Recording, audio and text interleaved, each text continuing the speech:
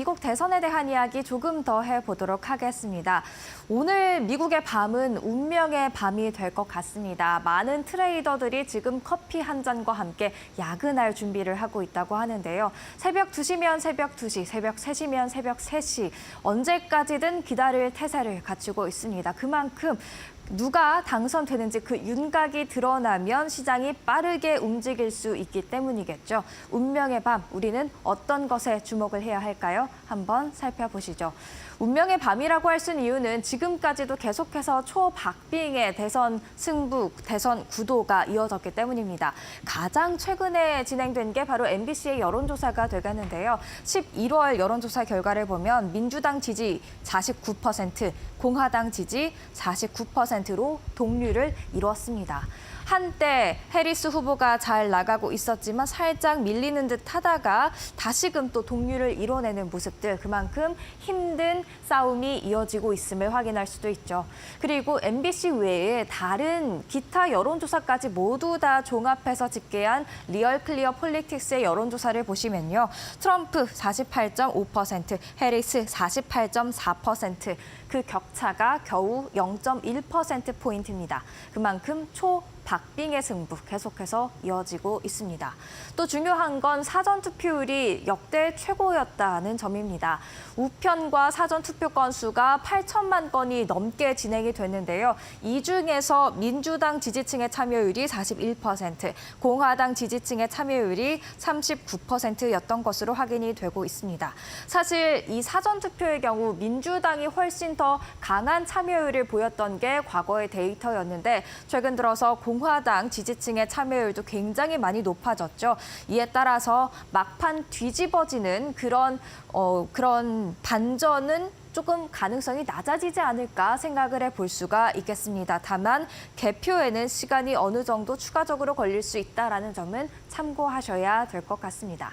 그리고 이렇게 사전투표 이후 본투표가 지금 진행 중에 있습니다. 시카고의 가장 큰 투표 장소라고 하는데요. 투표를 하기 위해서 무려 2시간도 넘게 줄을 서 있다고 합니다. 그만큼 지금의 투표 열기 굉장히 뜨겁다고 할 수가 있겠고요.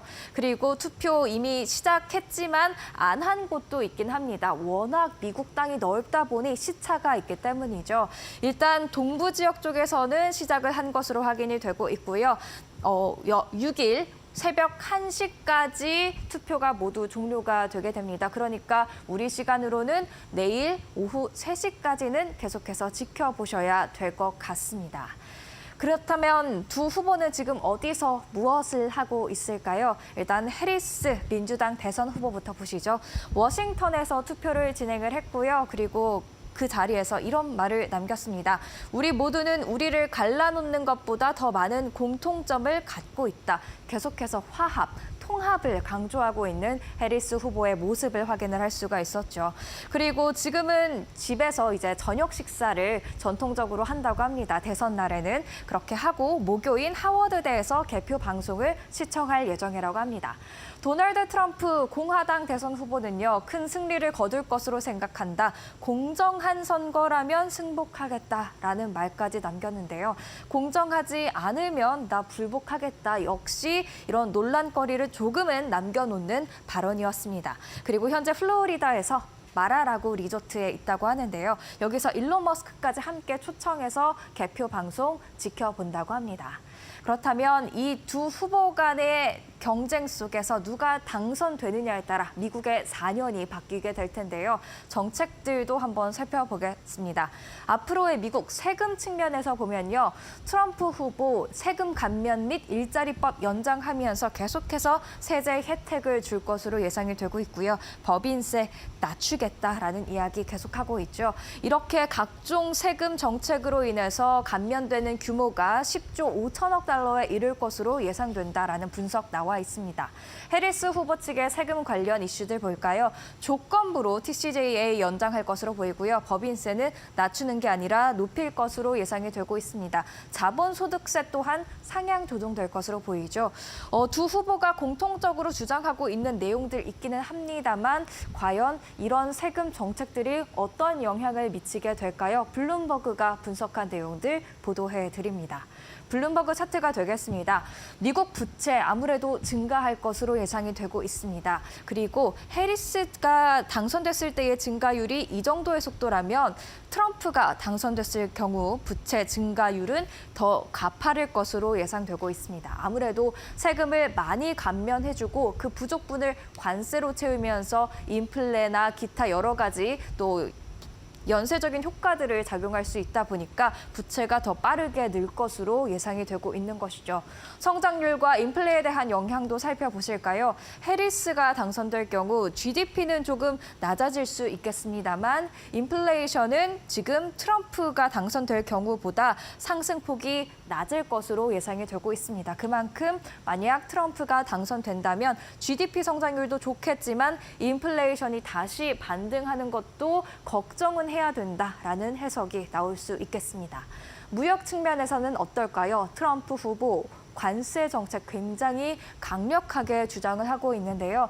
트럼프 아메리카 퍼스트 계속해서 외치고 있죠. 보편 관세 최고 20%, 중국산 수입품의 최고 60% 관세를 주장하고 있습니다. 멕시코에 대한 관세 인상도 주장을 하고 나섰는데 만약에 정말 트럼프가 당선돼서 저런 강력한 관세가 시행이 된다 하면 중국 수입품 비중 한번 살펴보겠습니다. 현재의 관세 정책에서도 중국의 수입품 비중은 조금은 줄어들 것으로 보이는데요. 만약에 공약한 저 강력한 관세가 시행이 된다면 더 가파르게 중국산 수입품이 줄어들 것으로 예상이 되고 있습니다. 이에 따라서 또 미국의 인플레이션이 가중될 수 있는 우려 남아 있고요. 계속해서 살펴보겠습니다. 그리고 불법 이민에 대해서 트럼프 강력한 저지를 하고 있죠. 수백만 명의 불법 이민자 추방시킬 것이다라고 이야기를 하고 있는데요.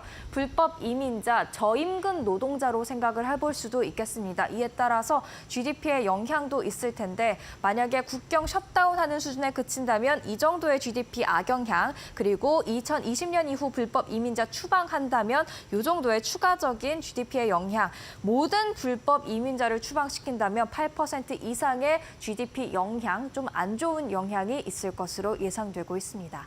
인플레이션 마지막으로 살펴보겠습니다. 트럼프와 해리스 구분을 해봤습니다. 일단 트럼프 전 대통령은 유가 안정에 초점을 두고 있습니다. 그래서 여러 가지 공약들로 인해서 유가를 가격을 인하시켜서 내가 인플레이션을 조금 하락시키겠다라는 입장인데요. 레드 수입이 아닐 경우, 공화당이 상하원을 모두 가져가지 않을 경우 이런 정책을 적극적으로 시행하기엔 어렵다는 한계가 있다라는 게 지금 월가의 분석이고요. 해리스 측면을 보시죠. 해리스는 중산층의 지출을 줄이는 데 초점을 맞추고 있습니다. 그래서 식료품 바가지 가격을 좀 제한한다거나 월세의 상한선을 설정한다거나 처방약 비용을 낮춘다거나 이런 공약들을 내세웠는데요. 이 역시 시장 경제에 반하는 것이다라는 이야기 나와 있다라는 점 참고하시면 좋을 것 같습니다. 그리고 바가지 가격이 맞는지에 대한 그런 의문도 있는 상황인데요.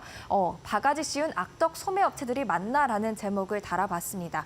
검정색이 물가 상승률, 식품 물가 상승률을 나타내고 있는데 만약에 바가지를 씌운 게 맞다면 소매업체들의 마진율이 높아져야 할 텐데 그렇지 못한 상황들을 확인을 할 수가 있죠. 그렇기 때문에 시장에 반한다라는 그런 논리가 어느 정도 들어맞다라고 생각을 해볼 수가 있겠습니다. 미국은 지금 투표 중입니다. 투표 계속해서 꼬박 하루에 걸쳐서 일어날 것으로 보이는데요. 과연 이번 대선의 주인공은 누가 될까요? 오늘의 사인입니다. 과연 내가 대통령이 될 상인가 지켜보도록 하겠습니다.